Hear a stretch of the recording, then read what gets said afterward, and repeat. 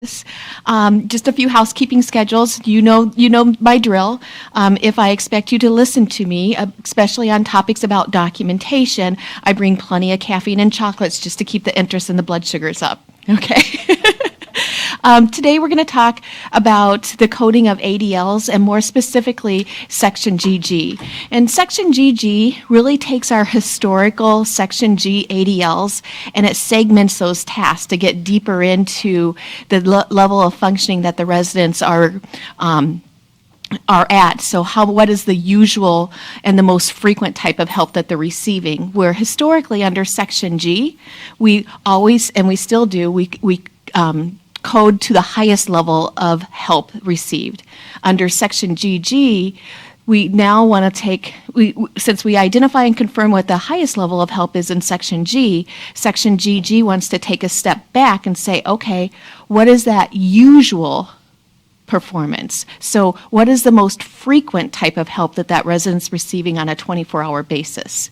So today what I'll do is just do a quick refresher on what the ADLs are, because it doesn't matter if you're playing in Section G or if you're playing in Section GG, the ADLs are the ADLs. It's just that you're looking at it from two different perspectives, if that makes sense. Okay? So first of all, we've got transfer on our list. And transfer is nothing more than how a resident or what type of help that resident receives getting to and from a sitting to a standing position or a standing to a sitting position, or if they're unable to stand, how they're transferring from bed to chair or chair to bed. What type of help are they receiving? What's the heaviest amount of help goes in Section G? What's the most frequent type of help goes in Section GG? Okay? Then we have bed mobility. Once that resident's bum is in bed and there's air between their toes and the floor, any help that the resident receives is now considered bed mobility. So any help swinging their legs up into bed, once they're in bed, any help getting to a lying or sitting position, any help turning from side to side, or any help bringing their legs back over the edge of the bed all the way up until the toes hit the ground. I'm trying to follow the order of your packet because my Section GG packet follows a different order. Okay, ambulation is just ambulation. It doesn't include any assistance with wheelchair. It's really looking at what level of help that resident receives moving from one location to another location. So we've got locations could be in the room, on the unit, in the hallway, or going off unit, heading to therapy, activities, to an appointment. What level of help are they receiving? And Section GG also includes some language as far as are they able to walk down the hall and make a turn? When they walk down the hall and they make that turn, do they lose balance sometimes? Do they have to have a rail close to them or have a staff member assist them because they may from time to time lose balance?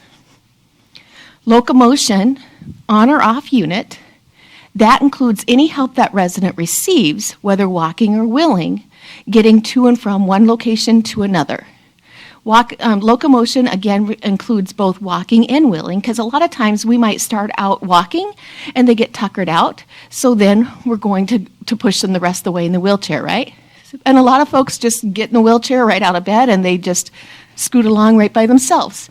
So again, if you don't have to help them, they're going to be at a higher level of function versus the folks that get tuckered out, 6 feet out of their room, and then you have to assist them to get to their destination.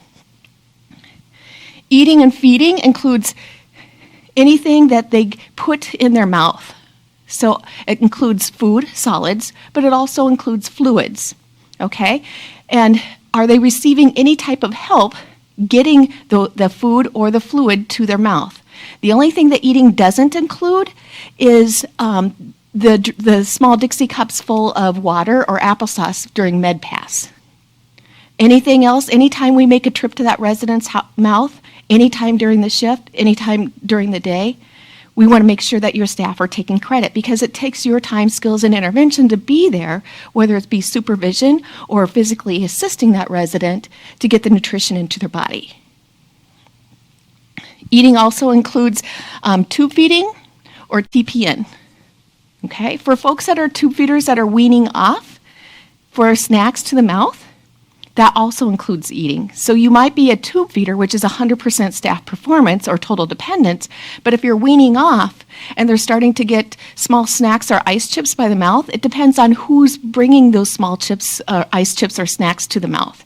If the resident's able to bring them to their mouth, then they're participating. Would you agree? But if they're not and you're bringing them to the mouth most of the time, then you're doing the majority of the work.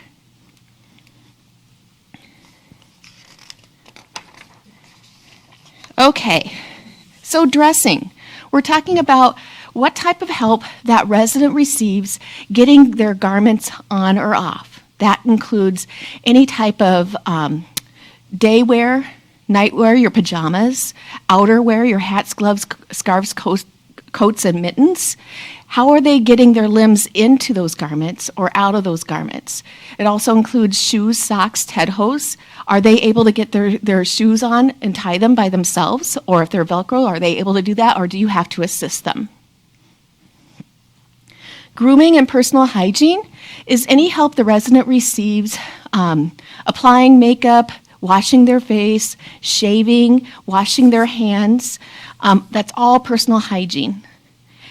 Bathing is any help that they receive washing any portion of their body, except for their head or their back, because the people at the federal government level figure that we help everybody, so that's just customer service, because they all have their own personal bath aids. No, just joking.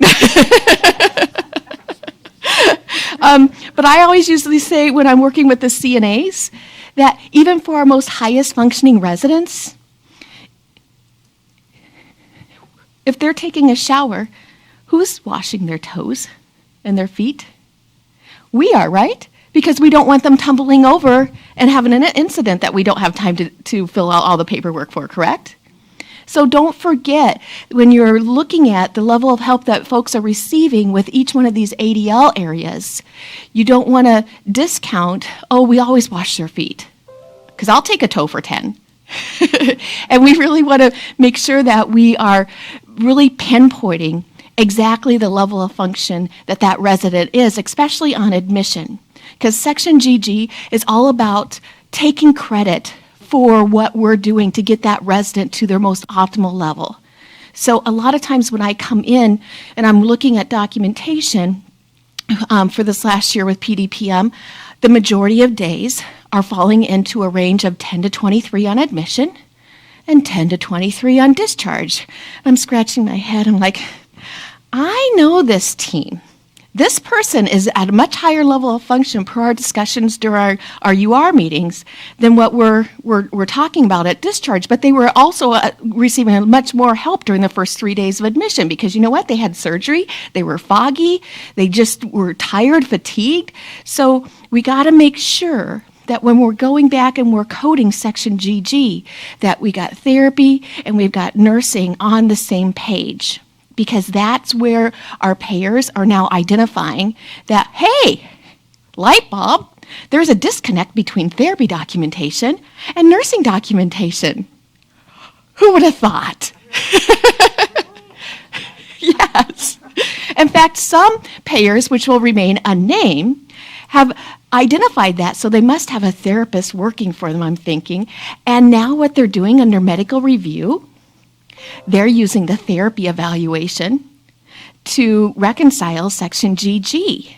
So if we don't have a reconciliation form that therapy and nursing are signing off on, what they're doing is they're downcoding everybody to independent because there's not sufficient documentation to justify what level of help that or what level of functioning that resident was prior to therapy intervention.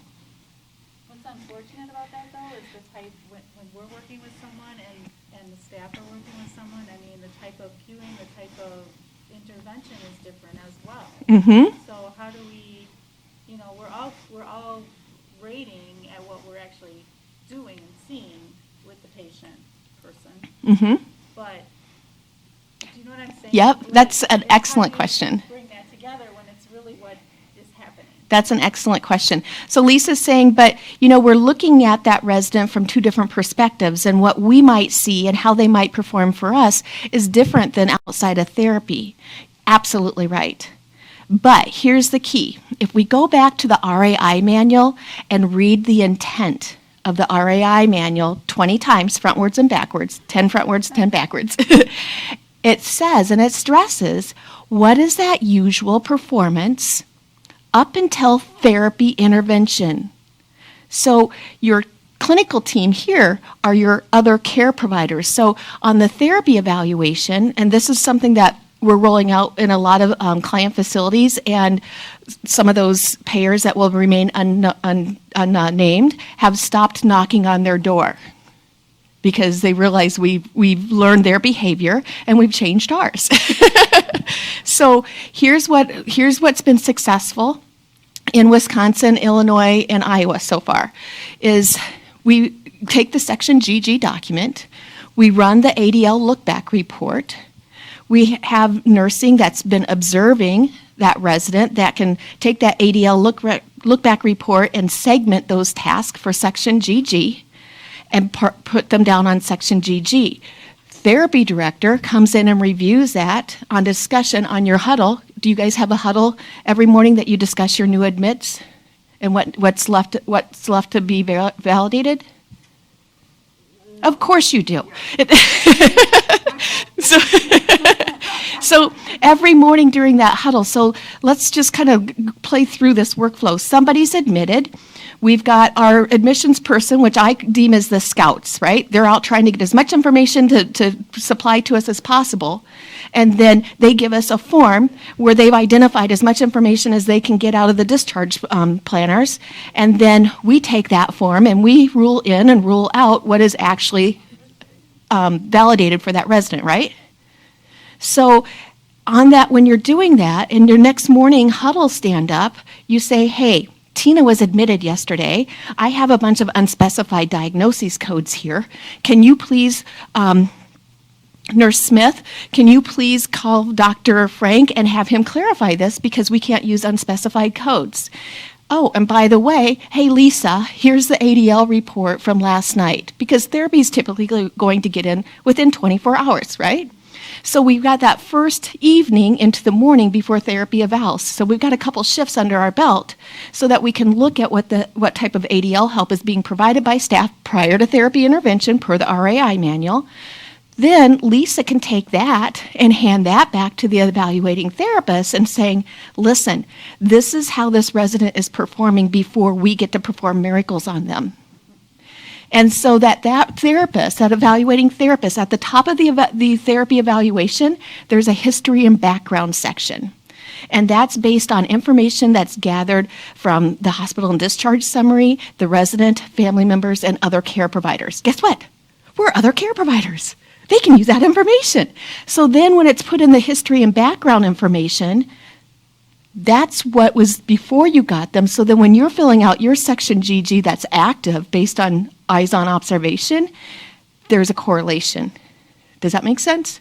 Because if you're getting in that first 24 hours, they're probably much lower functioning than once you get them up and going over the next day or two. Does that make sense?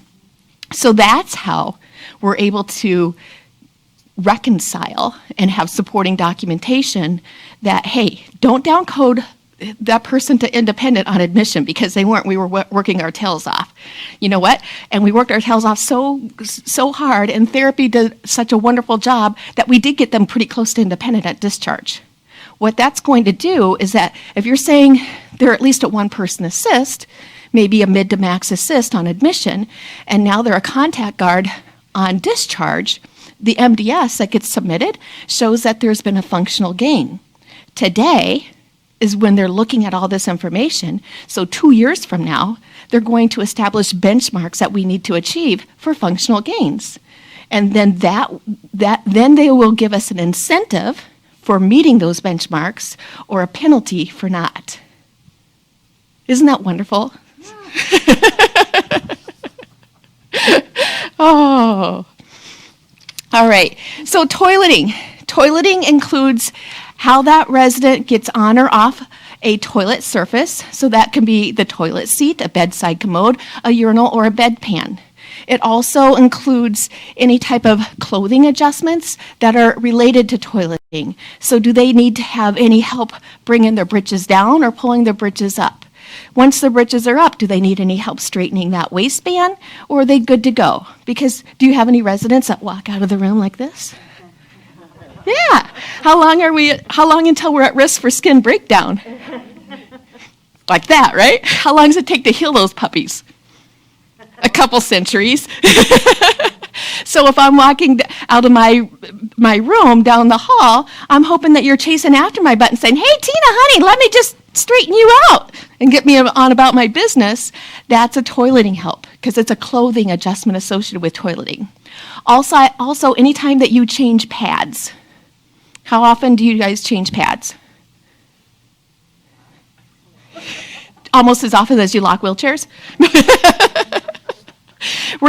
So the point I want to make here is that they don't have to be in the act of going to the bathroom for you to get credit for toileting. Again, I've already finished a toileting performance or task if I'm walking out like this, right?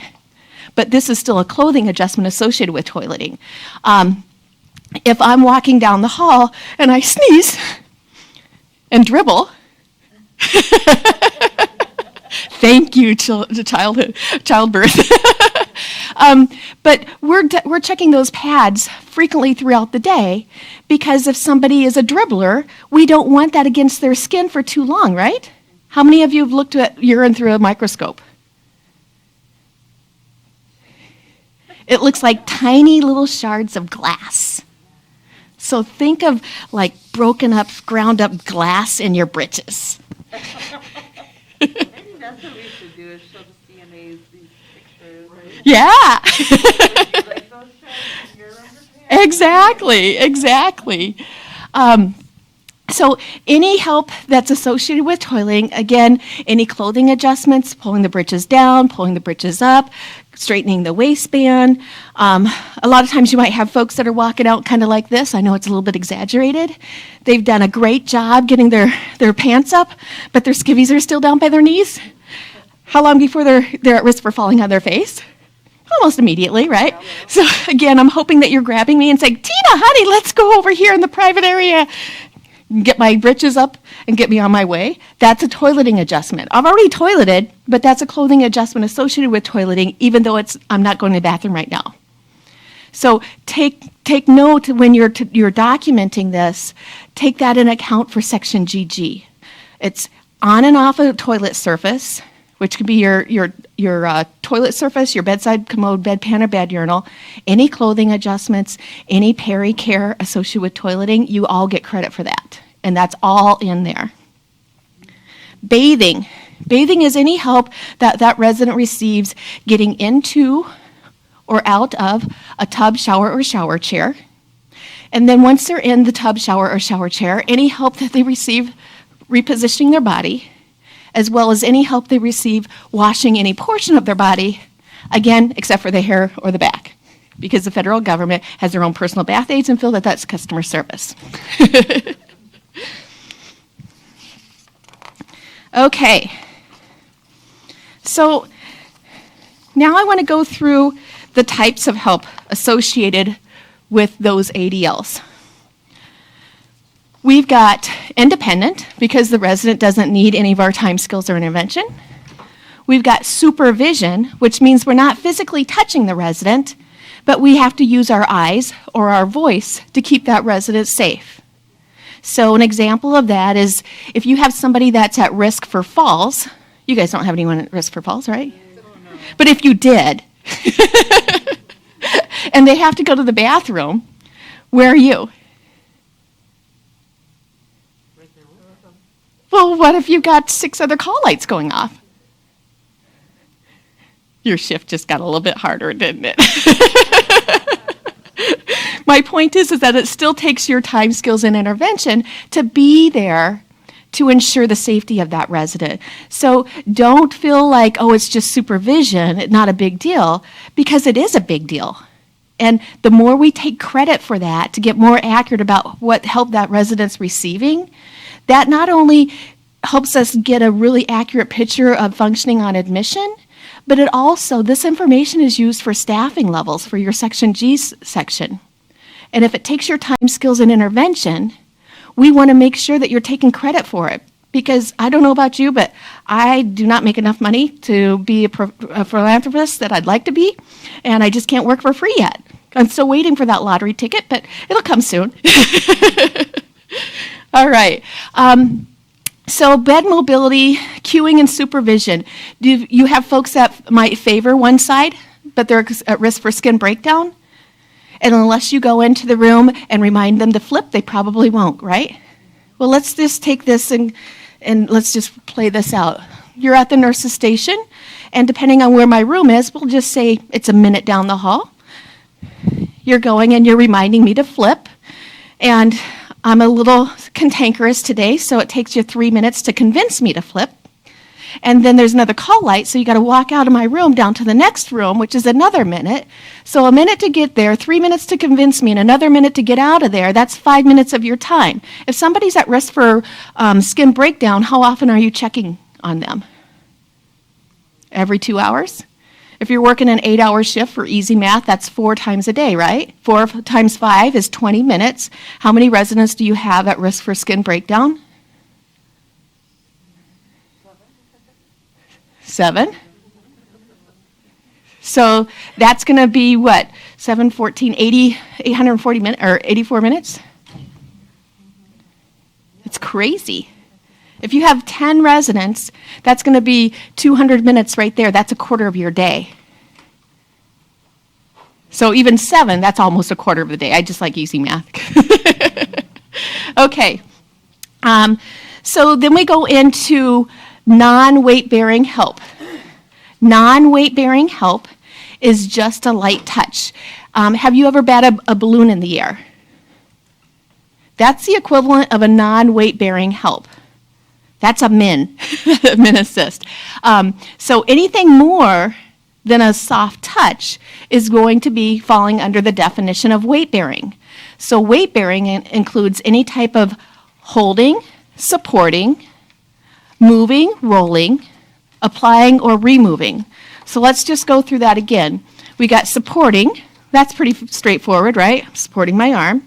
Holding. Is this a hold? Is this a hold? Is this a hold? How about this? No. My point is that anytime you wrap your fingers around any portion of that resident's body, that's a hold. And by definition, a hold falls under weight-bearing support. Okay? And then from weight-bearing, we have 100% staff performance. And so 100% staff performance, really the definition of 100% staff performance is that the staff are doing 100% of the task for that resident. The resident is unable or unwilling to help with that task in any way, shape, or form, or any of the bullet point definitions that fall under that task. So for toileting, we said it's any clothing adjustments, how they get on and off the toilet, any pericare. If you have to help in all of those areas and the resident doesn't help in any of those areas, it's 100% staff performance. However, if the resident helps get their skivvies down, but you have to do their pericare, now they're participating at least 1%, right? So then it becomes a weight-bearing instead of 100%. If it's 2 people assisting, that's an automatic, right? Mm-hmm. Okay. Yep. Okay. Lisa said, what about 2 persons? Because she beat me to the punchline. No. That's great. So 100% staff performance is when the staff or a medical device is completely taking over the task for that resident. So a tube feeder, if they're not weaning off, that's 100% staff performance because you and that mechanical device are responsible for getting nourishments and fluids into that body. For somebody that has a urinary catheter, that's going to be 100% on the shifts in which they don't have a bowel movement. Because we're not supposed to have bowel movements every single shift, every single day, right? That's just not normal. So on the shifts that a bowel movement is not occurring, then, and if you're managing that catheter for the resident, then you and that catheter are managing the bladder function, correct? So that's 100% staff performance. If I have a catheter and I have a continent bowel movement, now I'm participating in the management of my bowel, correct? Well, the government throws bowel and bladder all into one bucket. So on the shifts that I go number 2, the resident then is participating. On the shifts that I don't go number 2, then I'm not participating in managing that toileting function, if that makes sense. Now to get to what Lisa was also, and I'm so glad you said that, because a lot of times the therapy departments forget that a 2-person assist is an automatic total. So anytime you do a 2-person, yes, go ahead. And what if like the resident is incontinent of BMs? Great. If the resident is incontinent of BMs, and they have a catheter, then it's still 100% staff performance because you're managing the catheter and you're cleaning up the mess. Or if they're incontinent of bowel and bladder, it's still 100%. Great question. Back to Lisa's point. The exception to what's the most frequent type or usual help is anytime somebody gets a 2-person assist. A 2-person assist only needs to occur once and it trumps all. A 2-person assist only needs to occur once and it trumps all in that look-back period. Okay? And 2-person assist is going to portray that person is obviously getting the skills of 2 staff members on admission. And Lisa's team and you guys together and your restorative team are going to get that person as close to independent as you can, right? And you get more points the further that gap is, as far as your total improvement score. Does that make sense? Okay. All right, so for bed mobility, independent would be reminding them to flip. Independent would mean you're not going to their room at all. They're completely independent. You don't have to touch them. You don't have to remind them. Supervision means that you have to remind them to flip, otherwise they're going to stay there and they're going to get a stage 1, right? Or maybe worse. Then you've got your non-weight bearing, which is that light touch. So if they're in bed, and let's say they're just trying to reach that support bar, because they use that support bar to lower or raise themselves up, and you're just trying to help them find that support bar, you're just moving their hand and guiding it. That's a non-weight bearing touch. However, if once they get to that support bar, you're wrapping your fingers around theirs, are you holding them now?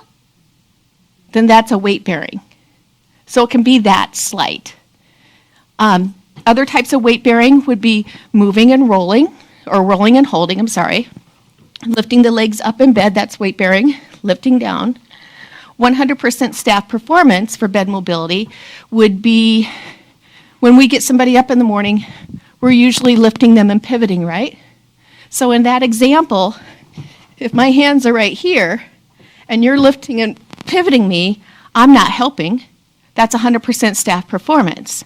Same scenario, if you're lifting and pivoting me and I'm pushing up off the bed, then I'm helping at least 1%. So that's weight bearing. Transfer. Obviously, independent means get the heck away from me, I can stand up on my own. Cueing and supervision might be reminding them to lock their wheelchair or use a walking assistive device when they're standing up. Non-weight bearing assist for transfer might be if somebody's trying to sit down in their wheelchair and you're just trying to guide their hips so they hit the chair instead of the front of the chair. You're not lowering them down on the chair, you're just kind of moving their hips from side to side. And then weight bearing would be anything heavier than that. I usually get my gait belt, get my hips into it, pushing their hips back with my hips so they get their butt all the way in the back of the chair so they don't slide out. That's all weight bearing, okay? Toileting. Again, if I can toilet myself, do all my own peri-care, I'm independent. However, do you have any folks that you have to prompt every couple hours so that they don't have an accident? That'd be cueing and supervision. And again, kind of like the example that we did earlier, where for bed mobility, if you have to walk down to the room, convince them to flip, the same thing is if you have to walk down to the room, convince them it might be in their best interest to at least try to go to the bathroom, and then walk down to the next call light. That's going to be about 5 minutes of your time. That's going to add up. There's another quarter of your day. That's a half a day, and you haven't even touched these folks yet. Okay. Non-weight bearing for toileting would be kind of similar to the non-weight bearing example for transfer. If you're just guiding their hips so they don't get wedged between the toilet and the wall, you just want to make sure that they're hitting the right spot. Anything other than that, it's going to be considered weight bearing. So if you're actually lowering them down onto the toilet or lifting them or you're pulling their britches down, straightening the waistband is a non-weight bearing, but anytime you start to remove or apply garments, that's going to be weight bearing. Non-weight bearing is straightening. Weight bearing is removing or applying. Eating. Do you have folks that graze? And if you're not going back every 2.5 minutes, if they start breakfast at 6 a.m., they might still be working on it by noon? Okay, that's going to be cueing and supervision. Anybody that's at risk for aspiration? So where are you if they're at risk for aspiration and it's mealtime? Well, what if there's like 6 other tables that are pounding on the table saying, more coffee, please?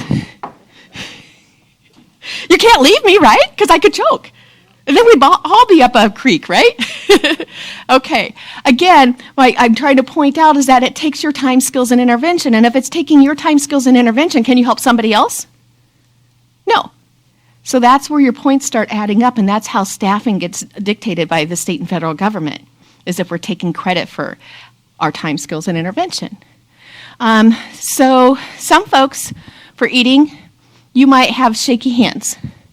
And if you just have to study what's in that hand, you're not wrapping your fingers around theirs, you're just studying it so that whatever they have in their hand makes it to their mouth without falling out or spilling, that's going to be a non-weight bearing. You're just guiding. But as soon as you start to hang on to that cup to help them make it to their mouth, that's a weight bearing assist. Or at nighttime, if you're taking that cup all the way up to their mouth and they're not touching it at all, that's 100% staff performance. So for eating, to determine whether it's a weight-bearing or 100% staff performance, you have to consider the event. There's a breakfast meal event, there's a lunch and a dinner meal event, but there's also snack events or just a quick drink event, right? So when we're talking about the events, if it's just a quick drink event, there's only one trip in that event, right, required. You're only going to bring the glass up once, usually. That would be 100% staff performance because there's nothing else to occur during that event. But during a meal, there might be 25 trips back and forth to the mouth, right? If you make all 25 trips back and forth to the mouth with food and drink, you're doing 100% of that eating task for them to get the nourishments into their mouth. But if you're taking the first three bites and putting them in their mouth just to get them motivated to eat, and then they eat the rest of the meal themselves, that's going to be weight bearing because now they're participating a portion of that meal. Does that make, or that event? Does that make sense? Okay. So now that we know what the ADLs are and what different types of help there are, we go into section GG. So we've got independent, we've got setup help or cleaning help, we've got supervision or touching. So for section GG, they combine supervision and non-weight bearing into one. So it's a little bit different than your section G. For section GG, which is what you guys complete, the CNAs complete section G. For section GG, a 4, it's a combination of supervision or non-weight bearing help or both. They throw it all into one bucket. Here's the page I'm on, I'm sorry. I'm getting there, I think. There you go. All right. And then we have partial to moderate. Okay. So your partial to moderate is meaning that they're doing less than 50% of the help. You're helping at least 50%, but they're also participating. Okay?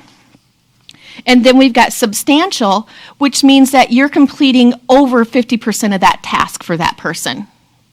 Now, here's my funnest question. What about the gray area when it's a 50-50? And the response from CMS on the open door forums where everyone throws these questions out to them, they say, well, use your best clinical judgment. So what I always do is, based on my knowledge of that resident and how they've been performing, based on my observations, I probably lean towards the heavier amount of help versus the lighter amount of help. Does that make sense? Because I'm sure that there's other portions of help that's being provided after I leave in the next shift's bringing them on. And at discharge, we're gonna lean towards the lighter portion of the help because we know that they're more independent. But again, it's clinical judgment. It's what's the most frequent type of help. And so if you're running that ADL look back report and it's like, oh, 7 occurrences here, 7 occurrences here, you just sometimes you just got to go with what your gut. Are they tending a little bit more independent? Are they tending a little bit more dependent? And go for that. And then we've got the dependent. Again, a dependent is where you or a mechanical device are taking over 100% of all the tasks that are involved in that ADL, and the resident is not helping at all, or there's 2 people involved. If there's 2 people involved, then we still code it completely dependent. Any thoughts, questions, or concerns? Has this been helpful? Have you been coding consistently, like with what we've been reviewing, or have there been some other like aha moments, like I didn't even think that was included in there?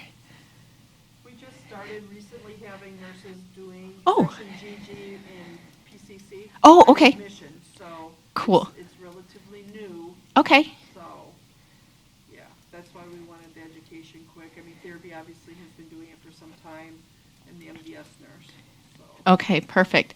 So the big thing is that, again, be cognizant about all the different bullet point tasks that are involved in that ADL.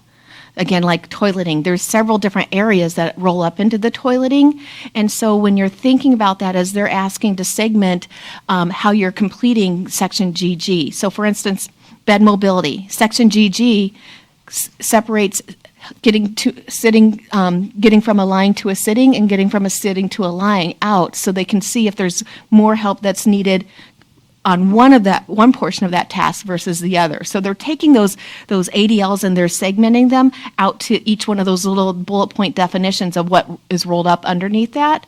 So I would just make sure that you've got something like this as just a cheat sheet, just to remind you that all the different things that are rolled up underneath that ADL, so that you can make sure that you're taking credit for that. Because those are the things I think that people kind of skim over, and they're just looking at it from 5,000 feet saying, oh yeah, Tina's independent. It's like, well, she's independent with this portion of the ADL, but not this portion. And that's where then we tend to not take credit for working our tails off. And the government loves that discount. They love every single one of you, and they're not going to show you any appreciation in your taxes, though. I always think about their fear, like for so many years, and this is just from my standpoint, for so Yep. many years it was all about therapy. Okay, what is therapy doing that's skilled? And I'm like, well, nurses and nursing staff are doing a lot of skills. Yes. Why would they be here? Exactly. You know? So it's complicated in some ways, but it's nice that you can get that full picture. Yeah. And it's like, well, why aren't they just home and then having someone come in or going to assisted living? No, they're here because they need the services. So it's really good, I think, that Yes. that can be included. I'm glad you're saying that, because you're right. I mean, therapy gets to see them, if they're lucky, maybe 45 minutes a day, maybe a little bit more, give or take 15 minutes. But like Lisa said, if they were to go home tomorrow, how many times would we be rolling our eyes saying they are not going to be safe? Because you know what? We're doing it. A lot of times I think what happens is that we just do it so often, we don't even think about it. Because that's just what we do. And now under our existing landscape, the way that we get reimbursed, the way that your staffing levels get calculated, is the government wants us to take credit for actually everything that we're doing. Because they're moving on to population health. And so they need critical accurate information to make informed decisions about evidence-based practice. And if we're missing, 30% of the equation, then they're going to make assumptions. And we all know what happens when the federal government makes assumptions. COVID. No. All right. Well, this is the first time I've done this presentation live, so it didn't take as long as I thought it was going to. So how long do you have to establish this baseline from the moment they're in the door? That's a great question. The question is, how long do we have to establish the baseline to document on section GG? The intent of the RAI manual is up until therapy intervention. So if they're admitted today at 3 o'clock and therapy gets in tomorrow at 9 a.m., then you've got between 3 o'clock today and tomorrow morning at 9 a.m. One of the things that I've been really working with teams on is that a lot of times therapy will try to get in on day of admission, and then it really skews that whole section GG coding. So what I try to work with teams is to schedule those next day evaluations early the next morning, so that now we're balancing patient satisfaction for getting in within 24 hours. We're satisfying payer satisfaction for getting in within 24 hours, but we're also able to get unskewed data for those first couple hours, those first couple shifts, so that we can accurately do that. And I know what's happening is the insurance companies are really trying to push for quicker evaluations. In fact, I was just on a webinar for United Health saying that if therapy's not getting in until day 3 because they were admitted on a Friday and they didn't get notified, we're not going to pay for Medicare days until that therapy evaluation if therapy is the primary skiller. So they're really getting more assertive than they've ever been. But if we're within that, and they did say if therapy typically we get in within 24 hours, we're fine with that. But that's the only way that we can get unskewed information on GG, is to make sure that we're documenting that. Now, let's just say nursing is primary, so therapy isn't getting in until Monday. Then you'd have a full 3 days or 72 hours to collect that information. So you're familiar with point-click care? Yep. So in there, they have the section GG, I think it's restorative, which I think goes over a few more things. So we should be doing that definitely on admission, whoever the admitting nurse is, and then maybe the next shift as well to get, Yep. You just want us to leave it on locked, is that? 'cause I yeah, was leave it gonna ask unlocked that. and we can look at it. So just for my own information, because I haven't had to do MDS Right. for a super long time, who's putting in GG then? I mean, how do we decide what we're putting in there? Well, that's a great question. So some systems are set up to where it uploads right from therapy, Okay. which is not good because then it's not reconciled data. Some systems have it uploading right from nursing, which I think I feel more comfortable with it uploading from nursing. But the missing part, no matter where it's uploaded from, is that reconciliation is what I'm seeing the payers really focusing on. So we don't want to put everything on therapy's shoulders. And we want to make sure that we're accurately reflecting that, because what the whole intent is to get us to working collaboratively, because for the last, 100 years, we've all kind of worked together but in silos. And so this is one of those pushes that it really forces nursing and therapy to actually sit down side by side or stand up and look each other in the eyes and say, yep, this is the same thing. This is the same thing I know about Tina. Because I guarantee you, nursing's going to have a lot more to bring to the table than therapy, because they don't get as much exposure as a nursing team. They get 30 to 45 minutes if they're lucky. So the information that you bring to them is golden nuggets. And the more information that they can get as far as that, what type of help and how frequently it's happening outside of therapy, the better and more comprehensive care plans that they can provide. And a lot of times, instead of the insurance companies or case managers trying to push to get people out, if we have more comprehensive care plans, which indicate what the risks are associated with a premature discharge, I've actually got some providers that are actually extending their length of stay longer than what those Medicare Advantage case managers are pushing for. And if you look at all the data, the Medicare Advantage case managers that are trying to push those short stays, those are where our highest return readmission rates are coming from. So if we can, and I've worked with some of the case managers up in the Green Bay area, and they've been really, really open, even from the fair. They just need us to provide them with the information to say yes. And we haven't been very good about that because we're always focused about promoting that